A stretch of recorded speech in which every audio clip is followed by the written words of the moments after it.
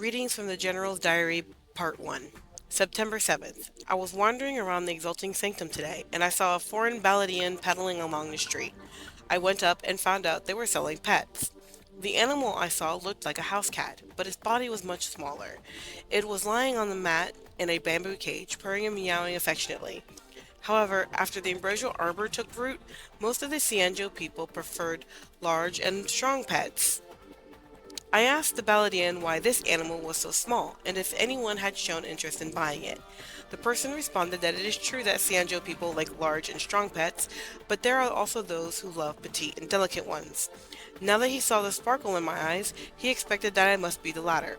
Perhaps it was fate? I couldn't refuse.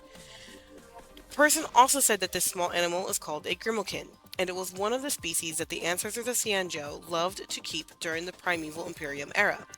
Today, the strong Xianzhou house cat evolved from this small grimalkin. This was in line with what I'd read in old texts. However, the grimalkin had been extinct for many years. This made me suspicious, and I inquired about its origin. The person swore to me that though grimalkins were extinct in the Xianzhou, they were bred on many other planets. This animal was truly just an ordinary white grimalkin. It was neither genetically modified nor was it an invasive species, so I could rest assured. How could I turn down looking after this long extinct little animal to help continue its lineage, especially after petting those tender little paws? Eventually, I paid hefty sum for the grimalkin, named it Mimi, and took it home. Only that I'm too busy with official business and have little time to take care of Mimi. After thinking it over, chores like feeding it and changing its water should also be entrusted to Jingzhou. Part 2. December 22nd. Mimi is getting bigger and bigger and becoming more and more attached. It's also very intelligent. Mimi's soft snow-like fur flows like the clouds, and its nine-ridged tail has a big ball of fuzz at the end. Mimi's round, full, and blue irises possess radiating patterns like cracks over ice. The colors are rich, charming, and dignified. However, Mimi's appetite is strangely large. Is it really a grimalkin? I thought to myself that the name Mimi might not be too appropriate at this point. Jingzhu told me the other day that she had purchased 200 caddies worth of meat for the Seat of Divine Foresight's meals in the past week, but Mimi's wiped it all clean. The story did not end there. She also said that this has become the gossip of the town, and the rumors have it that the general has been neglecting his duties and indulging in gluttony instead. This has gotten the people all riled up. Qingzu was worried that could be bad for me, but I didn't think too much of it and told her not to worry. In my opinion, the glutton general sounds more impressive than the dozing general. 3. January 19th.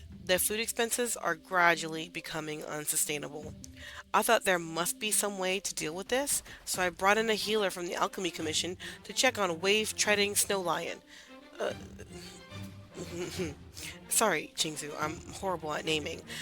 The healer's consultation was fruitless, instead suggesting we try some genetic testing. I agreed.